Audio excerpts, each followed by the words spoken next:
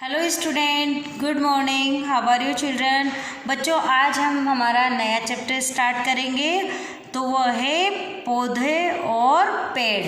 हमारा चैप्टर है पौधा और पेड़, जो कि 10 चैप्टर है और पेज नंबर 66 पे। तो आप भी अपनी बुक ओपन करें और पेज नंबर 66 ओपन करें। हाथ में पेंसिल होनी चाहिए, क्योंकि जहाँ भी हमको लगता है कि ये बात मोस्ट है तो हमें उसको अंडरलाइन कर लेना चाहिए। जब भी आप कोई भी सब्जेक्ट पढ़ते हैं और उसके चैप्टर की रीडिंग करते हैं तो आपके हाथ में बच्चों पेंसिल होनी चाहिए कि आपको लगता है कि मैम ये चैप्टर में ये लाइन बता रही है और ये वाली लाइन इम्पोर्टेंट है, तो फिर उस लाइन को आप क्या करेंगे, अंडरलाइन करते हुए चलेंगे। और हम इसमें कठिन शब्द जो है रेड शब्द दे रखे हैं उनको भी अंडरलाइन करेंगे। क्यों करेंगे? क्योंकि उन शब्दों को आप अपनी रफ नोटबुक में 2 या 3 टाइम्स लिख कर समझेंगे और लर्न करेंगे। तो हमारा चैप्टर है, इसमें क्या है कि एक जापानी कहानी है बच्चों। इसमें जापानी कहानी में एक जो व्यापार में सफलता पाने का रहस्य प्रकृति के माध्यम से समझाया गया है कि हम व्यापार में कैसे सफलता पा सकते हैं। बचत की आदत डालने की और भी ध्यान दिया गया है इसमें, और उस पर भी आकर्षित किया गया है। क्या? सेविंग।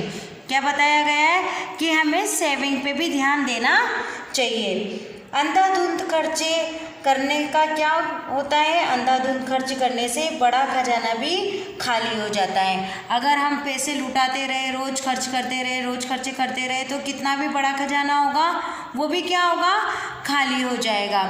तो इसमें फर्स्ट में ये बताया है कि सफलता पाने के लिए प्रकृति का माध्यम समझाया। दूसरा, हमें सेविंग के बारे में भी बताया है कि कितना भी आप डेली खर्च करोगे तो भरा हुआ खजाना भी खर्च हो जाएगा। तो अब हम इस चैप्टर को पढ़ते हैं। बात बहुत पुरानी है। जापान के एक गांव में 2 भाई रहते थे।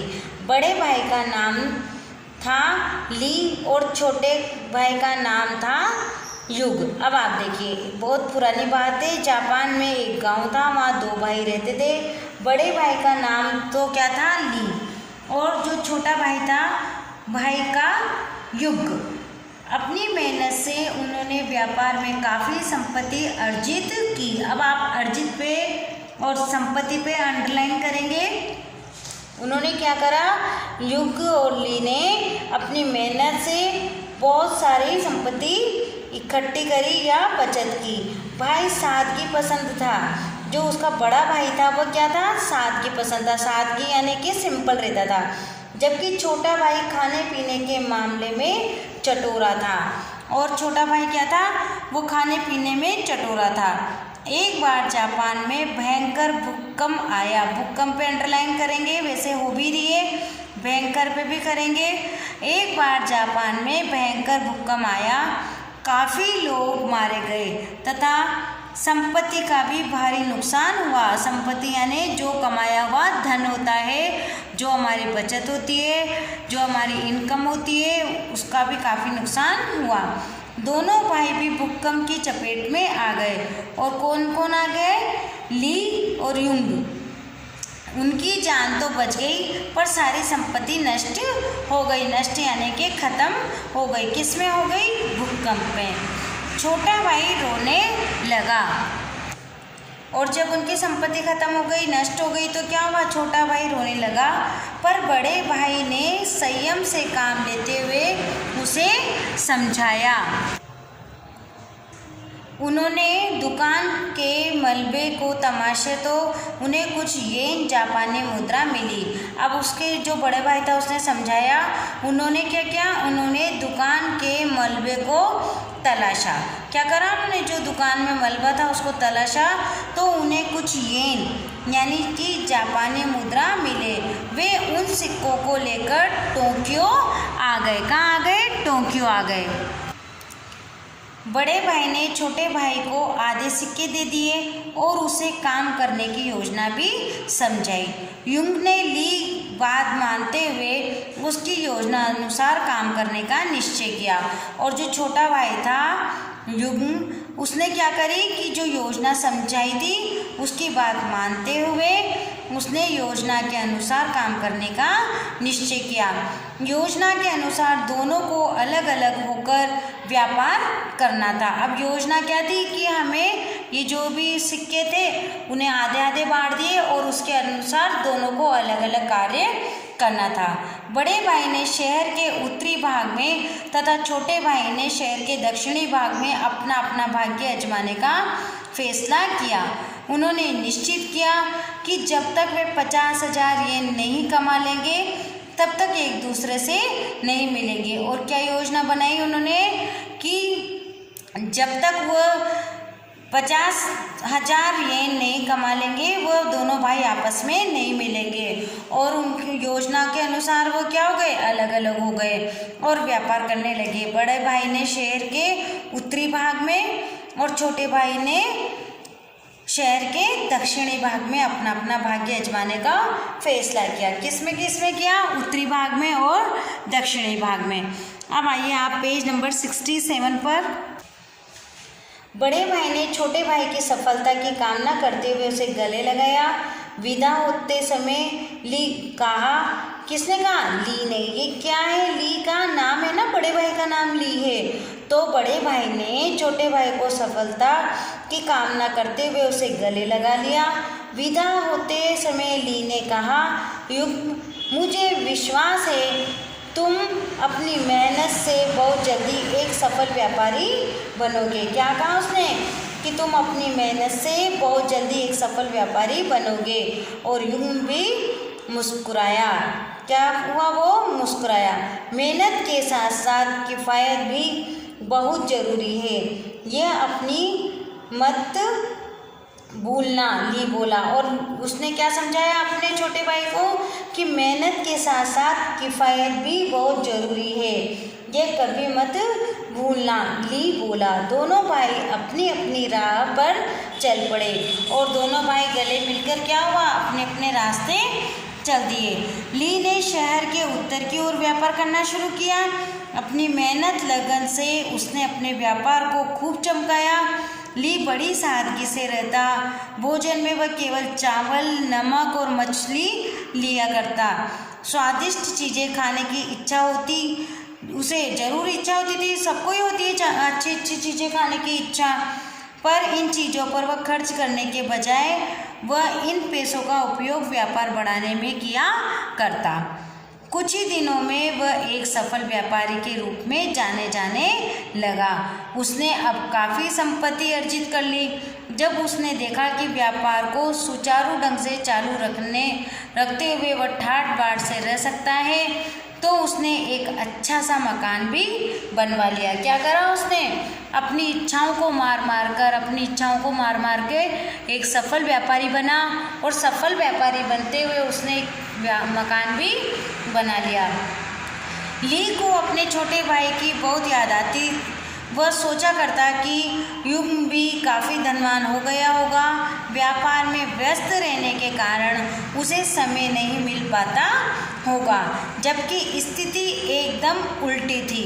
अब क्या हुआ उसके साथ, युग ने बड़ी लगन से व्यापार की शुरुआत की। शुरू में उसने सादगी भरा जीवन अपना लिया, लेकिन कुछ, अब बच्चों आप पेज टर्न करेंगे, पेज नंबर 68 पर आइए। कुछ ही दिनों में चावल, नमक, मछली वाले भोजन से उसे अरुचि हो गई। अरुचि यानी अच्छा नहीं लगा। अपने चटोरेपन को दबाने की उसने भरमस कोशिश की। उसने कोशिश तो की, पर जल्दी ही वह उससे ऊब गया। और क्या हुआ, जल्दी वह उससे ऊब गया। उससे सब अच्छा खाना पीना ही अच्छा लगता था। स्वादिष्ट भोजन का लालच उसे ले डूबा। व्यापार में वह जो कुछ भी कमाता उसका बहुत सारा हिस्सा स्वादिष्ट चीज़ों में खरीदने में खर्च हो जाता। उसका व्यापार फल फूल नहीं सका। जल्दी उसका व्यापार भी क्या हुआ, ठप हो गया। बहुत दिनों तक वह अपने भाई से जाकर मिलने की हिम्मत नहीं जुटा पाया। एक दिन भाई से मिलने की इच्छा ने जोर मारा और वह ली के घर पहुंच गया। किसके घर पहुंच गया, ली के घर। ली कौन था, बड़ा भाई। युग की हालत देख ली, सब कुछ समझ गया। बड़ी प्रशंसा से उसने अपने छोटे भाई का स्वागत किया। और युग की हालत देखते ही वो क्या है, ली सबको समझ गया और उसने बड़ी प्रसन्नता, मतलब खुशी तो हुई उसको, अपना भाई आया तो उसने अपने छोटे भाई का स्वागत किया, पर उसने युग के उसके व्यापार के बारे में कुछ नहीं पूछा। युग्म अब भी ली के घर में रहने लगा। जो युग्म था वह क्या करा, अपने घर में, ली का जो घर था उसमें रहने लगा। ली उसे भोजन के लिए भात, नमक, मछली दिया करता। कुछ दिनों तक तो युग्म चुप रहा। एक दिन भोजन के समय युग्म ने बड़े भाई ली से कहा, भैया भात में इमली के पत्ते मिलाकर खाने की बड़ी इच्छा हो रही है। ठीक है, ली बोला। क्या कहा उसने कि ठीक है, ली बोला। वह युग को अपने बाग में ले गया। बाग में इमली का एक छोटा सा पौधा था। उस पौधे की ओर इशारा करते हुए ली बोला, तुम इस पौधे से पत्ते तोड़कर अपना काम चला सकते हो। क्या कहा उसने कि तुम इस पौधे से पत्ते तोड़कर अपना काम चला सकते हो। अब युग्म उस पौधे की पत्तियां तोड़कर उनका उपयोग अपने भोजन में करने लगा। जल्दी ही उस पौधे की सारी पत्तियां भी खत्म हो गई। सारी पत्तियां समाप्त होने पर पौधा क्या हुआ, सूख गया। अब युग परेशान हुआ। उसने अपनी समस्या बड़े भाई के सामने रखी। क्या कहा उसने कि भाई सारी पत्तियां एक एक तोड़कर मैंने सारी खा ली और ख़त्म हो गई। ली उसी दिन का इंतज़ार कर रहा था। क्या कर रहा था वो, उसी दिन का इंतज़ार। वह युग को लेकर बाग में एक कोने में लगे एक बड़े पेड़ के पास पहुंचा और बोला। अब क्या समझाता है वह बच्चों, आप भी ध्यान से समझेंगे। वह युग से बोला, भोजन में केवल नमक, भात और मछली का प्रयोग करने से भोजन में अरुचि हो जाती है। यह मुझे भी पता है। क्या बताया उसने कि भोजन में केवल नमक, भात और मछली का प्रयोग करने से भोजन में अरुचि हो जाती है, ये मुझे भी पता है। अब आ जाइए बच्चों आप पेज नंबर 69 पर। मैं तुम्हें हर प्रकार के स्वादिष्ट व्यंजन भोजन में दे सकता हूँ, पर मेरी एक शर्त है। वह क्या भैया, युग्म ने पूछा। फिलहाल भोजन में तुम्हें केवल भात, मछली और नमक ही मिलेगा। इसके साथ तुम इस पेड़ की पत्तियों का इस्तेमाल कर सकते हो। जिस दिन इस पेड़ की सारी पत्तियां समाप्त हो जाएगी उस दिन से तुम्हें सुस्वादु भोजन मिल जाएगा, मतलब तुम्हारे स्वाद के अनुसार भोजन मिल जाएगा। बहुत अच्छा भैया, युग्म अपनी खुशी छुपाते हुए बोला। अब वह रोजाना बहुत सारी पत्तियां तोड़कर भात में मिलाया करता। कुछ दिन बीत गए पर पेड़ की पत्तियां कम होने का नाम ही नहीं ले रही थी। वह समझ गया कि इस तरह से तो सारी पत्तियां खा पाना असंभव है। क्या समझा वो, कि वह समझ गया कि इस तरह से तो जो सारी पत्तियां हैं वह खा पाना असंभव ही है। वह बड़ा निराश हुआ। अपनी निराशा जो थी वह ली से छिपा नहीं सका। ली यानी कि जो उसका बड़ा भाई है, उसने अपनी विवशता ली को बता दी और अपनी जो विवशता थी वो ली को बता दी। ली बोला, तुमने इमली के छोटे से पौधे की सारी पत्तियां तो जल्दी से ही खत्म कर डाली, जबकि इस पेड़ की पत्तियां खत्म करना तुम्हारे वश की बात नहीं है। क्या बताया उसने कि जो ये पेड़ है ना, इसमें तो इतनी सारी पत्तियां हैं, तुमने छोटे से पौधे की तो पत्तियां सारी खत्म कर दी, पर तुम्हारे जो ये पेड़ है उसकी पत्तियां खाना तुम्हारे खत्म करना तुम्हारे बस की बात नहीं है। व्यापार का भी यही नियम होता है कि जब छोटे से व्यापार में मिले धन को अनाप शनाप खर्च कर दिया जाए तो वह कभी नहीं पनप सकेगा। प्रारंभ में मिले लाभ का उपयोग यदि व्यापार बढ़ाने में किया जाए तो वह छोटा सा पौधा वृक्ष बन जाएगा। और तुम तो देख ही सकते हो कि पेड़ को काफ़ी पत्तियां तोड़ी जाने के बाद भी उसका कुछ नहीं बिगड़ा। एक बार व्यापार अच्छी तरह से पनप जाने के बाद तुम खूब ऐश आराम करो तो न व्यापार पे बुरा असर पड़ेगा और न ही धन खत्म होगा। बड़े भाई की ये बात सुनकर युग्म की आंखें खुल गई। उसने नए निश्चय किया। साथ फिर क्या हुआ बच्चों, जब बड़े भाई ली ने उसे समझाया तो उसकी आंखें खुल गई उसने नए निश्चय के साथ फिर से अपना व्यापार शुरू किया और कुछ ही दिनों में एक सफल व्यापारी बन गया। तो आपने देखा कि किस तरीके से बड़े भाई ने छोटे भाई को व्यापार करना सिखाया कि जब पौधा बच्चा था, यानी कि छोटा सा पौधा था, तो उसमें कम पत्तियाँ थी और उन पत्तियों को उसने तोड़ तोड़ के जल्दी से ख़त्म कर दिया। पर अगर उसी पौधे को अगर वह बड़ा होने देता, पेड़ बनने देता, तो फिर अगर वह उन पत्तियों का प्रयोग करता तो कभी भी उसकी पत्तियाँ ख़त्म नहीं होती। तो बच्चों, जब छोटा व्यापार रहता है तो उसको बढ़ाने के लिए हमें अपनी इच्छा, अपना स्वाद मारना पड़ता है और व्यापार बढ़ाना पड़ता है। जब एक बार हम लाइन पर आ जाते हैं, लाइन मतलब जब अपना व्यापार नियम से चलने लग जाता है तो फिर हम पीछे नहीं रुकते। तो इसके लिए हमें मेहनत करनी पड़ती है, अपनी इच्छाओं को दबाना पड़ता है, अपने स्वाद को भी दबाना पड़ता है। तो ये चैप्टर आपने पढ़ा, इसे आप एक बार पढ़ेंगे और इसमें जो कठिन शब्द है वो आप अपनी रफ नोटबुक में लिखेंगे। कल के अभ्यास कार्य में आप अपने पेंसिल इरेजर रखेंगे और वापस से एक बार मैं ये चैप्टर आपको पढ़ाऊंगी, इसके शब्दार्थ समझाऊंगी। Thank you.